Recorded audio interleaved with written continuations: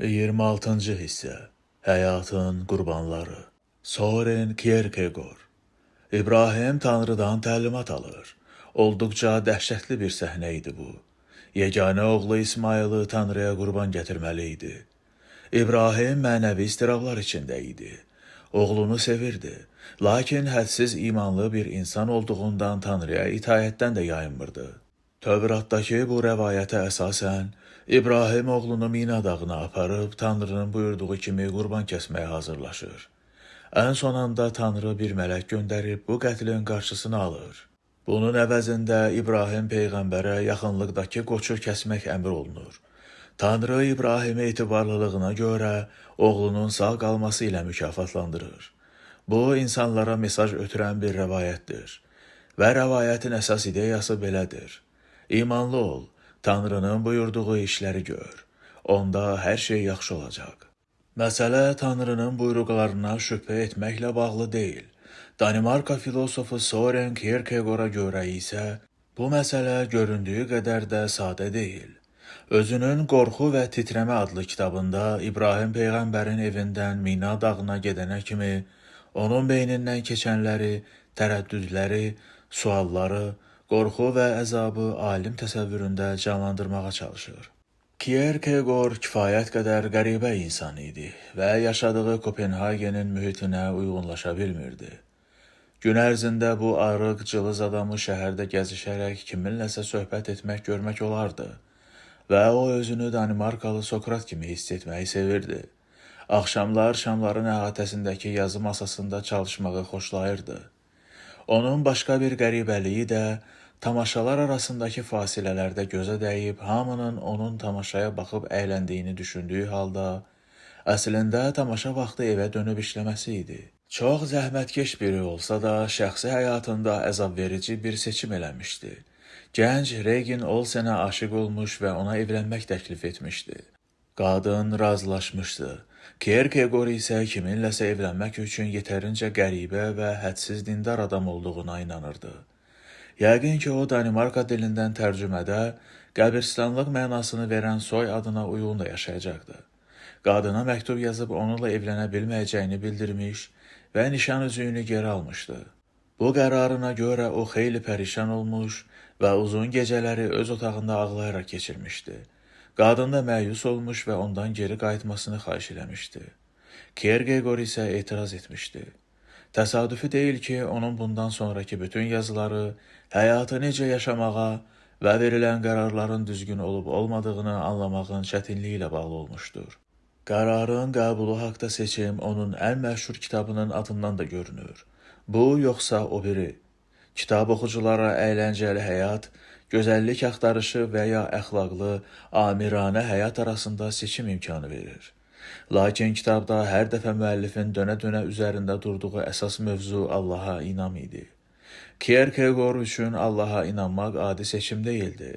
Heç nə görmədiyimiz bir qaranlığa atılmaq və nə etməli olduğumuza aid düşüncələrimizin ziddinə getməklə bağlı bir qərar idi. İbrahim başladığı işi sona çatdırsaydı, yəni İsmayılı öldürsəydi, o mənəvi cəhətdən səhv iş görmüş olardı. Atasının əsas vəzifəsi oğlunun əl-qolunu bağlayıb boğazını kəsərək, dini ayini naminə onu qurban etmək deyil ki, onun qayğısına qalmaqdır. Tanrı İbrahimdən mənəvi dəyərləri heçə saymağı, imanına uyğun hərəkət etmək istəmişdi.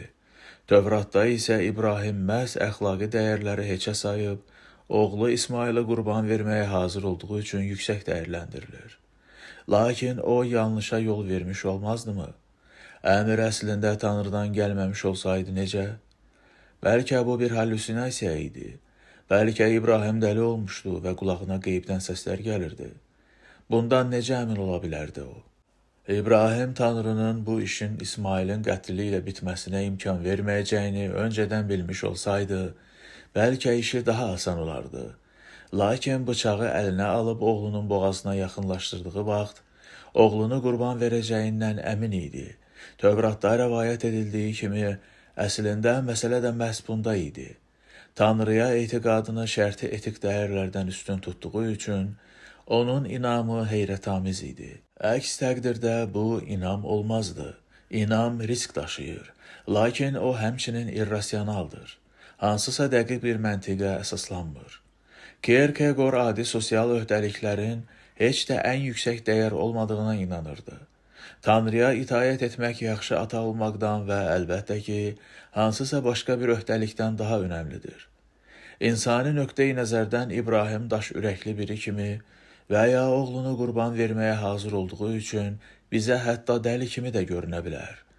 Burada söhbət daha vacib məsələlərdən gedir və insan etikası artıq bir önəm daşımır. Lakin buna baxmayaraq inamını əxlaqi dəyərlərdən yüksək tutan insan çətinliklə qərar verir. Nə əldə edəcəyini bilmədən, hətta əmrin Tanrıdan gəldiyindən əmin olmadan hərəkət etməklə də böyük riskə gedir. Bu yolu seçənlər tamamilə yalnızdırlar. Kierkegaard xristiyan idi. Buna baxmayaraq Danimarka kilsəsinə nifrət bəsləyirdi və ətrafındakı xristiyanların davranışları ilə heç cür barışa bilmirdi. Onun üçün din kilsədə mahnı oxumaq deyildi, bir ürək döyüntüsü idi. O, Danimarkalıların xristiyanlığı təhrif etdiyini və həqiqi xristiyan olmadıqlarını düşünürdü. Bu düşüncənin isə ona şöhrət gətirməməsi heç də təəccüblü deyil. Sokrat kimi o da fikirlərini bəyənməyən insanları sancır və gərəkli dəlillər gətirirdi.